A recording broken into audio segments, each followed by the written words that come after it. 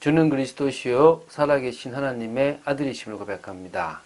오늘도 이 고백이 얼마나 우리에게 확신 있는 고백이고 우리의 영혼 또 우리의 육신, 우리의 인생 다 바꿀 수 있는 믿음의 고백인 줄 믿습니다.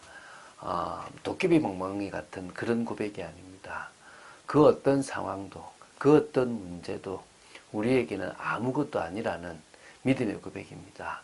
가장 중요한 것은 하나님의 능력이 오늘 이 고백하는 우리의 고백의 그 삶 속에 그대로 역사하신다는 것입니다.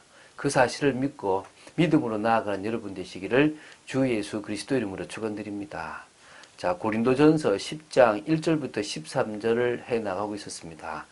이스라엘 역사를 통해서 볼 때 이스라엘 백성들이 하나님이 주신 그 축복과 자유를 남용하고 함부로 씀으로 말미암아 하나님으로부터 벌을 받고 결국 멸망해 버리고 말았습니다. 그것을 통해서 지금 고린도 교회 성도 또 뿐만 아니라 이 고린도 전서를 보고 있는 모든 사람들에게 성도들에게 그들과 같이 실패의 인생을 살지 말라라는 권면을 주고 있습니다. 방종에 빠져서 우상 숭배하거나 또 음행을 하거나 원망하거나 또 결국은 또 시험하거나 이런 여러 가지를 하지 않기를 바라고 오히려 섰다라고 생각한다면 넘어질까 조심하라는 그런 바울의 그 말씀을 귀 있게 듣는 여러분 되시기 바랍니다. 자, 어제 우리가 1절부터 7절을 봤습니다. 그래서 6절까지 보기가 애매 7절을 봤는데 7절도 우상숭배에 대한 이야기가 나오죠. 오늘 이어서 이제 8절부터 13절을 볼 건데 거기에 음행과 시험과 원망 이런 부분들에 대해서 총 3가지, 그래서 총 4가지가 바로 이스라엘 백성이 하나님 앞에서 하면 안 되었던 것입니다. 역시 이것을 고린도 교회 성도들이 하고 있었다는 것입니다. 우리의 삶에도 이런 것들이 있다면 버려나가는 성령의 능력으로 말미암아 온전해지는 축복을 누리게 되길 바랍니다. 8절을 먼저 보도록 하겠습니다. 그들 중에 어떤 사람이 음행하다가 하루에 23,000명이 죽었나니 우리는 그들과 같이 음행하지 말라. 지금 그 출애굽하고 나서 광야길 가는 중에 있었던 건데요. 바알 부올에게 경배했을 때 이스라엘에게 일어났던 일입니다. 그게 이제 고린도 교회 성도들이 잊지 말기를 바라는데요. 민수기 25장 1절에서부터 9절에 나옵니다. 하나님께서 이스라엘 백성들이 모압의 여인들과 음란에 빠져서 바알 부올을 섬기는 그 모습을 보고 진노하셔서 이스라엘 진중에 연병이 돌도록 하셨습니다. 그래서 결국은 심판에서 하루 만에 23,000명이 다 되는 인원이 몰살하는 그런 안타까움이 있었습니다. 고린도 전서 5장 1절에도요. 바울이 고린도 교회를 책망하기를 이방인들에게도 없는 음행에 대한 어떤 그런 문제에 대해서 아주 정말 탁 짚습니다. 그래서 고린도 교회에 속한 자들 가운데서 이방 종교에서 우상 숭배의 일환으로 있었던 이 성행되었던 이 음란한 성행위가 아직까지 관습으로 남아 있어서 벗어나지 못했던 모습들이 있었던 것 같습니다. 그래서 그 이스라엘 백성들이 음행으로 하루 만에 죽었던 것처럼 너희들이 가지고 있는 그 음행을 버리지 않는다면 너희들도 멸망할 수 있다는 것들을 육체와 마음에 원하는 것을 해나갔을 때 실패할 수 있다는 것들을 지금 지적하고 있는 것입니다. 그들 가운데 어떤 사람들이 주를 시험하다가 뱀에게 멸망하였나니 우리는 그들과 같이 시험하지 말자. 자, 이 부분은 민수기 21장 4절에서부터 9절에 언급된 사건입니다. 약속의 땅을 목전에 두고 있었던 그 상황에서 최단 코스로 이렇게 갈 수 있는데 그 에돔 땅을 지나가면 되는데 에돔 땅을 돌아서 멀고 험한 길로 둘러가고 있었습니다. 그때 너무 마음이 상해서 이스라엘 백성들이 모세와 하나님을 원망했는데요. 이때 하나님이 불뱀을 보냈습니다. 많은 사람들이 물려 죽게 됐고 그때 놋뱀을 달아서 살게 되었단 말입니다. 그때 멸망했잖아요. 그래서 거기서 이스라엘 백성들은 어찌하여 우리를 애굽에서 인도하여 올려서 이 광야에서 죽게 하는 곳, 이곳에는 식물도 없고 물도 없도다. 우리 마음이 이 박한 식물을 싫어하도다 라고 하면서 불평했는데요. 이게 바로 하나님을 시험하는 죄라는 것입니다. 결국은요, 구원받은 우리도 이스라엘 백성들처럼 인간적인 것, 또 불평 여러 가지 매여서 하나님을 시험하지 말아야 될 줄로 생각됩니다. 10절입니다. 그들 가운데 어떤 사람들이 원망하다가 멸망시키는 자에게 멸망하였나니 너희는 그들과 같이 원망하지 말라.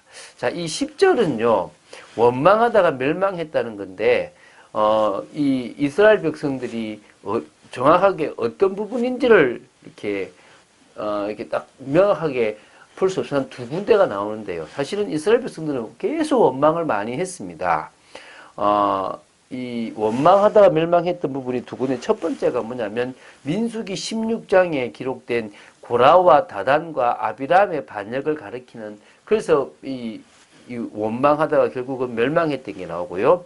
두 번째는 가나안 정탐권의 보고를 받고 가데스 바네아에서 하나님을 원망했던 이스라엘 백성들의 이 불신앙에 대한 신명기 14장에 나오는 것입니다. 이 두 번째, 이 가데스 바네아에서의 원망은 하나님의 그러니까 즉각적인 심판으로 보기는 어렵기 때문에 전자가 더 가능성이 있지 않냐라고 이야기하지만 연병이 있었으니까 그렇죠. 그러나 후자도 무시할 수는 없습니다. 결국 이스라엘 백성들은요, 계속 불신앙하고 원망하고 결국 하나님의 말씀을 받아들이지 않았던, 믿고 따라가지 못했던 모습들이 있습니다. 교회에서 멸망했던 것들이 있는데 그러지 말라고 지금 바울이 지금 권면하고 있는 것입니다. 그들에게 일어난 이런 본보기가 되고 또한 말세를 만난 우리를 깨우치기 위하여 기록되었느니라. 지금 7절부터 10절까지에 보면 네 가지죠. 우리가 오늘은 8절부터 봤는데 7절에 우리가 어제 뭡니까? 우상숭배에 대한 걸 봤습니다. 그리고 뭡니까? 음행에 대한 것이 나옵니다. 그리고 뭡니까? 시험과 원망에 대한 것이 나옵니다. 이런 이스라엘 모습들을 보면서 그것이 우리에게 본보기가 되어야 된다. 복음이면 다 끝난 것 아닙니까? 여러분, 복음이면 다 끝났다고 생각하면 안 됩니다. 복음은 율법의 완성입니다.